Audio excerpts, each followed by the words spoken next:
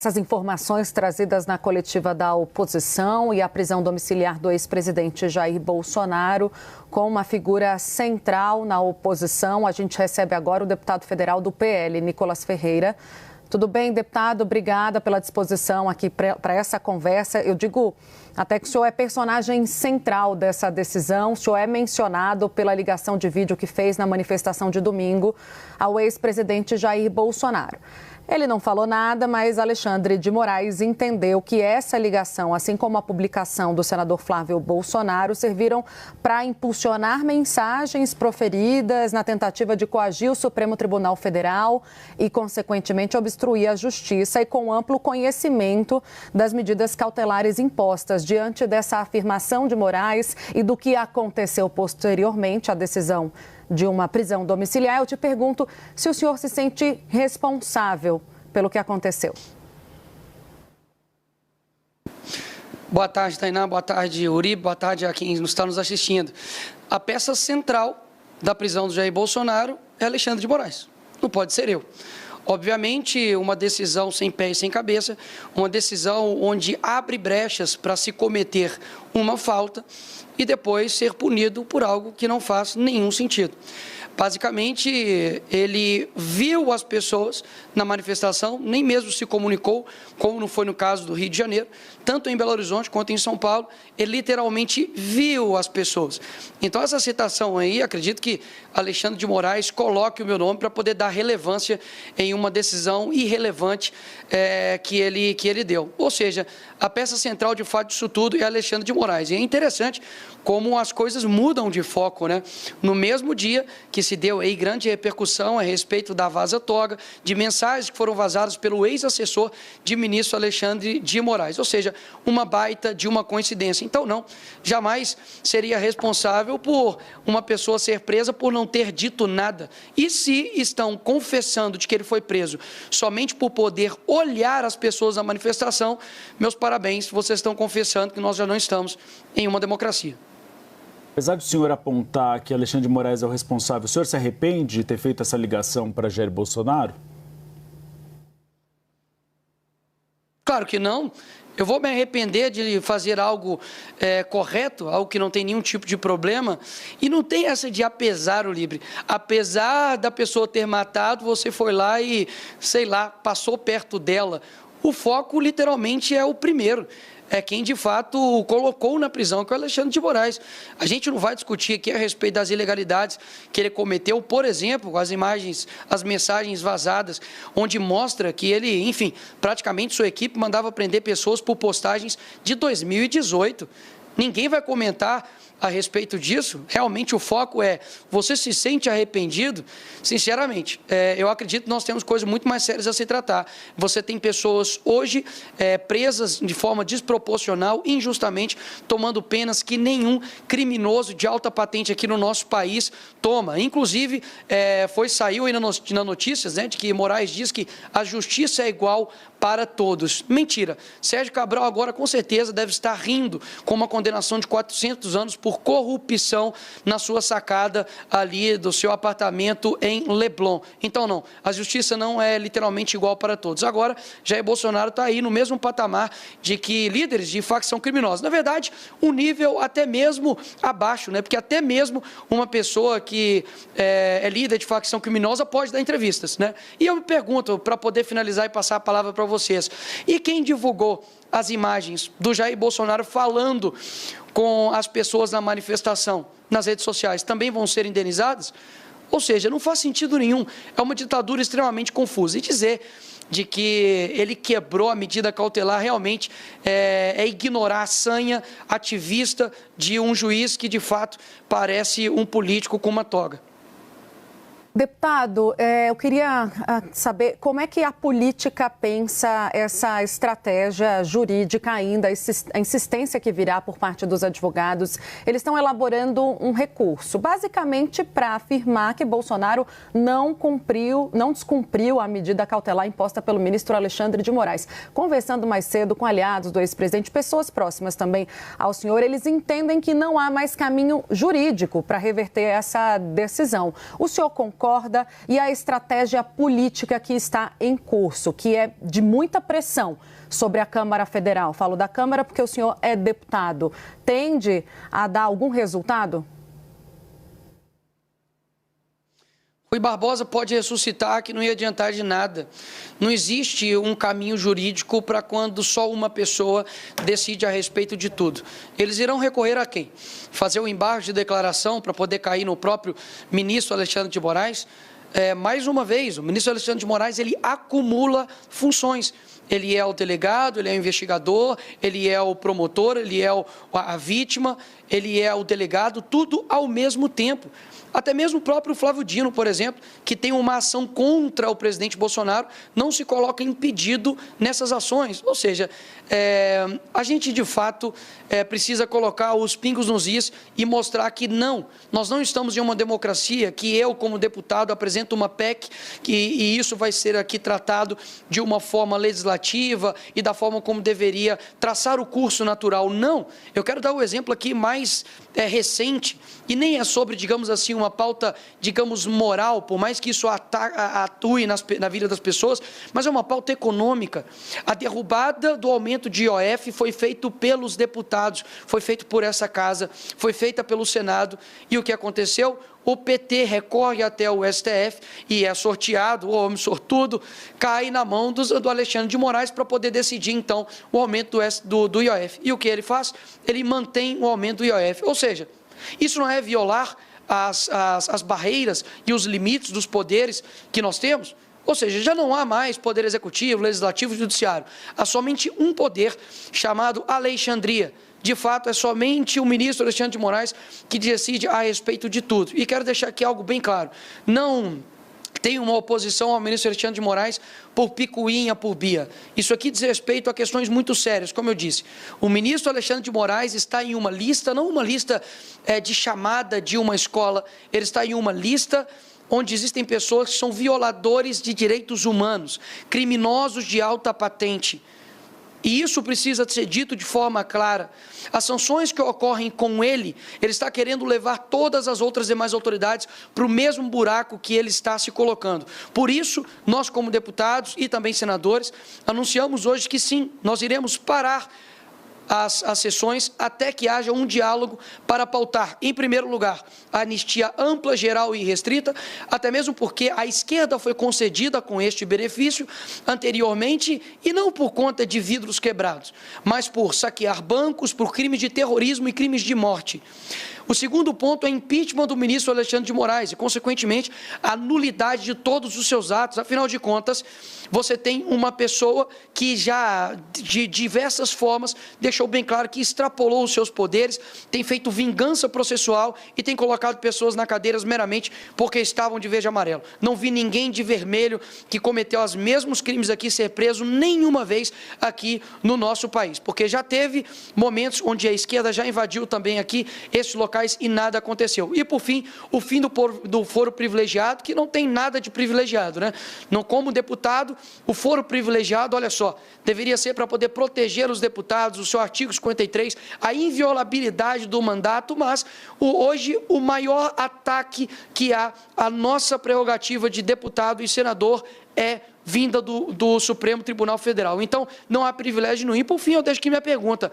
Por que Jair Bolsonaro e todas as pessoas que foram envolvidas no dia 8 estão sendo julgadas pelo Supremo Tribunal Federal? Por quê?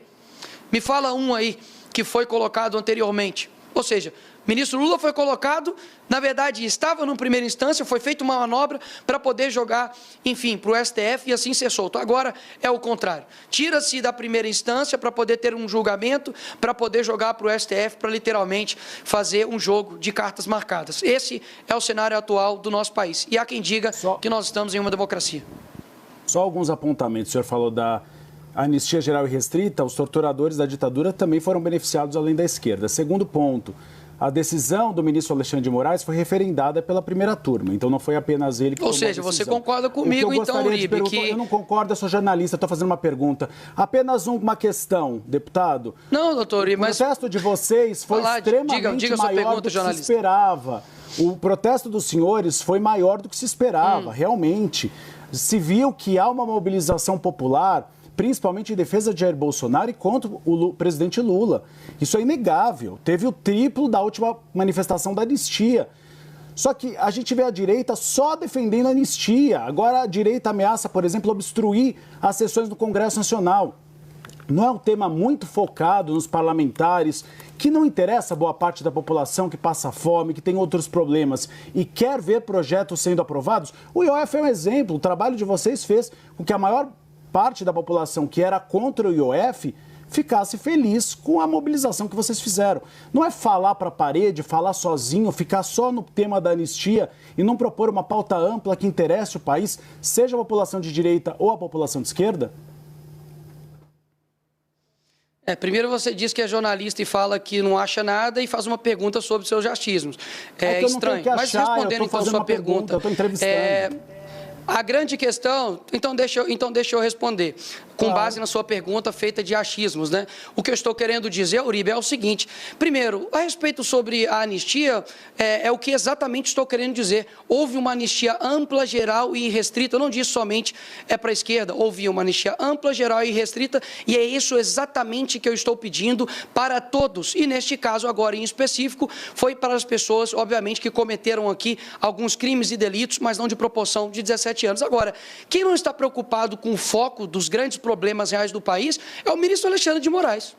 Porque, no fim das contas, nós estamos fazendo um trabalho aqui, tentando fazer um trabalho para olhar para as causas profundas do nosso país, como, por exemplo, saneamento básico, onde tem 100 milhões de pessoas que não têm água potável e nem saneamento básico no nosso país. A gente tem que tratar sobre o problema de segurança aqui no nosso país. Nós temos que tratar a respeito de problemas sobre educação no nosso país. Agora, quem está no Poder Executivo?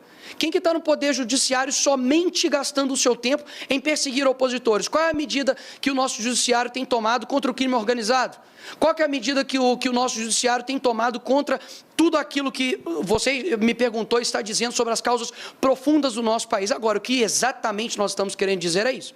Vamos dar um primeiro passo de pacificação no país. Agora, vamos lá. Um pai que é condenado a 17 anos, como o caso do Rubens, que foi condenado a 17 anos porque furtou uma bola assinada pelo Neymar aqui no Congresso, está distante da sua esposa, Norda, com um filho recém-nascido e com outro filho de 6 anos de idade. Isso não é uma causa profunda? É uma pergunta que eu faço. Você sanar injustiças feitas por um judiciário que colocou pessoas na cadeia por conta de um post em 2018 não é olhar para as causas profundas? A grande questão é que o brasileiro olha para todas essas questões genéricas e se apega a isso. Agora, as causas que realmente impactam o coração das pessoas, que é injustiça, que é de fato lutar pela verdade aqui nesse país, isso é deixado de lado. É o filho do outro, né? É o tio do outro, é a sobrinha do outro, é a avó do outro, né? Porque afinal de contas, uma pessoa de 71 anos foi colocada novamente na cadeia, retirada da prisão domiciliar, porque cometeu o grande crime da quebra de cautelar de ir para a fisioterapia. Isso é o ministro Alexandre de Moraes está fazendo. Então, assim, vamos parar de olhar. O foco está aqui em nós, o foco não está no ministro Alexandre de Moraes. Quem está sendo sancionado por uma lei que só está criminosa? Não sou eu. Nem é nenhum dos deputados aqui. Querem ajudar a pacificar o país? Comecem a dando o exemplo, começando pelo ministro Alexandre de Moraes. Deputada, a gente precisa gerar um pouco a nossa entrevista. A gente tem a Clarice Oliveira, nossa analista em São Paulo, para fazer a próxima pergunta. Boa tarde, deputado. Obrigada pela entrevista aqui ao Bastidores CNN. Eu gostaria da sua opinião a respeito das tarifas impostas ao Brasil pelo governo dos Estados Unidos. A gente tem ouvido com muita frequência no campo governista o argumento de que o bolsonarismo, os apoiadores do ex-presidente Jair Bolsonaro em geral, mas especificamente Eduardo Bolsonaro, que está lá em solo americano, estariam ali incentivando, de certa forma, o governo americano a impor essas taxas ao governo brasileiro, aos produtores brasileiros, aos empresários brasileiros, num movimento aí que acaba sendo prejudicial para tantos setores que vão ser impactados. Então, gostaria da sua avaliação sobre a decisão do governo de Donald Trump e o papel do bolsonarismo diante das negociações aí a respeito dessas tarifas. A posição da esquerda é sempre de colocar a culpa no outro, né? A culpa nunca é deles. Ano que vem vai se fazer 18 anos no poder, no executivo, mas a culpa de tudo, obviamente, se volta para a mesma pessoa, o Bolsonaro. E agora, na figura de Eduardo Bolsonaro. Vamos lá. A influência que o Eduardo Bolsonaro está fazendo no governo americano é um ataque à soberania? Tá. Então, quer dizer, então, de que quando o Lula manda um avião até o Peru para poder resgatar a ex-primeira-dama condenada por corrupção, é ataque à soberania? Quando o Lula interfere numa decisão sobre a Cristina Kirchner de corrupção, isso também é ataque à soberania? Quando, em 2016, foram até os tribunais penais internacionais para poder retirar ali o impeachment da Dilma, também é ataque à soberania? Quando a deputada Gleisi Hoffmann foi até a TV Al Jazeera do mundo árabe para poder falar, para poder soltar o Lula, também era um ataque à soberania. Então, o que eles estão dizendo é que todos eles, então, são criminosos? Eu acredito que não. Por quê? Porque é uma indignação completamente seletiva. O Eduardo Bolsonaro, ele não está lá manipulando a cabeça do governo americano. Ele, como até mesmo cidadão americano, ele pode apresentar as denúncias que todo mundo está vendo. Fique em paz, o mundo inteiro está vendo, e eu acho que o governo americano tem celular, ele tem acesso, né, à mídia, ele não precisa aí literalmente de nenhum tipo de manipulação para poder tomar suas decisões. E um ponto aqui importante é que a carta do Trump foi muito certeira. No primeiro parágrafo, ele fala como está sendo tratado Jair Bolsonaro, que está sendo uma caça às bruxas.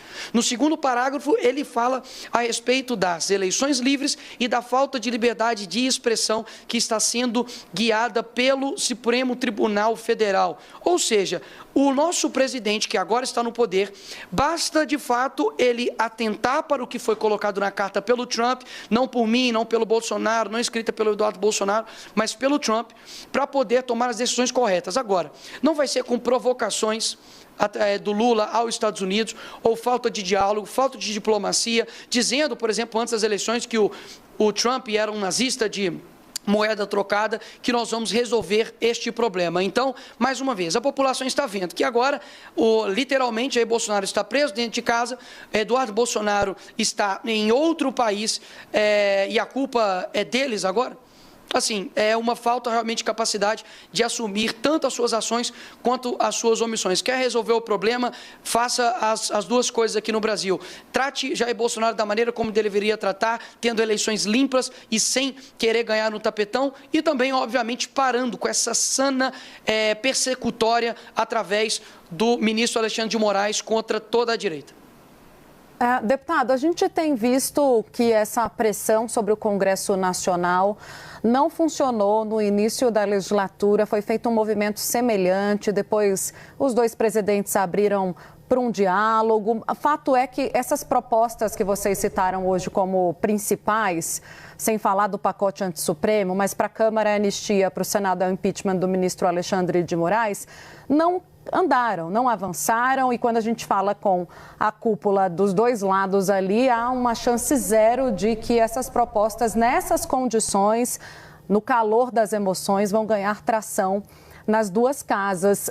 Por que optar, portanto, por essa estratégia de pressão? Hoje o vice-presidente, que é o Altineu Cortes, deu uma guinada no discurso, disse que quando assumir a presidência novamente, na ausência do presidente Hugo Mota, vai colocar para pautar o projeto da anistia, coisa que ele havia rejeitado meses atrás. O que fez o PL mudar de postura nesse sentido, né, a cúpula do PL, e agora investir em mais pressão sobre os presidentes da casa, sendo que esse tipo de movimento não surtiu efeito antes? Eu falo por mim, não falo por todo o PL, eu nunca parei a minha pressão daquilo que pode ser feito, e tenho dito desde o começo desse ano, tanto fora Lula quanto fora Moraes, lutado pela anistia, desde inclusive a CPMI do dia 8 e anterior a ela, visitando os presos do dia 8. Então isso é uma pauta que ultrapassa questões partidárias. Agora, o que eu tenho visto é que nós temos que fazer todas as cartas que estão ao nosso alcance, porque daqui a pouco vão dizer que nós não dialogamos, não tentamos articular, e nos é exigido isso, né? Então nós estamos fazendo isso, já conversamos, já dialogamos, já tivemos CPMI, já tentamos de todas as formas. Então a temperatura precisa aumentar para que atinja os efeitos. E eu discordo de que não tem dado certo. Somente essa semana, por exemplo, o senador Carlos Viana, de Minas Gerais, assumiu publicamente estar a favor do impeachment do ministro Alexandre de Moraes, caso isso seja pautado no Senado. E agora mesmo, a Margarete Busetti, de Mato Grosso, acabou de também divulgar publicamente de que é favorável ao ministro ministro Alexandre de Moraes. Então, antes do Cunha brigar com a Dilma, qual era a possibilidade do impeachment? Não sei, talvez poucas. Então, eu aprendi que, como cristão, eu tenho que fazer o certo sem esperar que dê certo. A minha parte eu estou fazendo, lutando pela opinião pública, lutando pelo aquilo que é certo. Eu tenho firme fundamento naquilo que eu acredito, naqueles que estão, de fato, atacando a nossa democracia.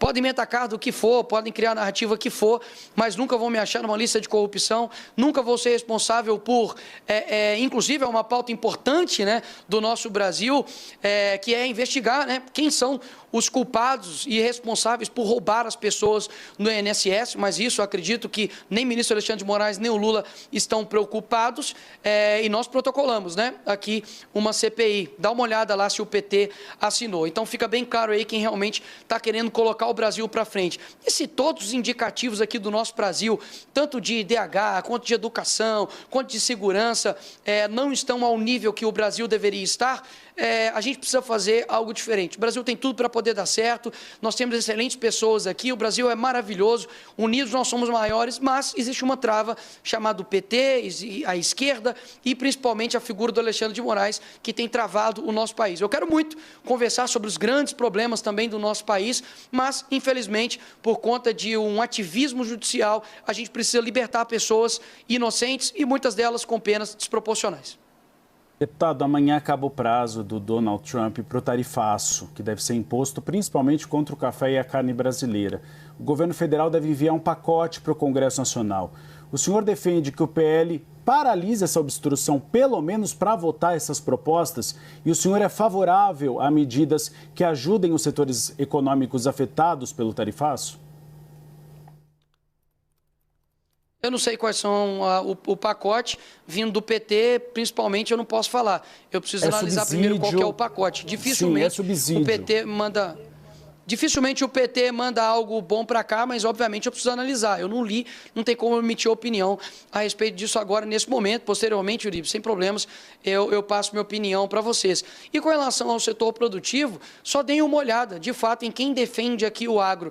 Porque, não sei vocês, mas joga aí no Google, pode duvidar de mim. Quem chamou o agro de fascista não foi Bolsonaro, não foi Nicolas Ferreira, foi Lula.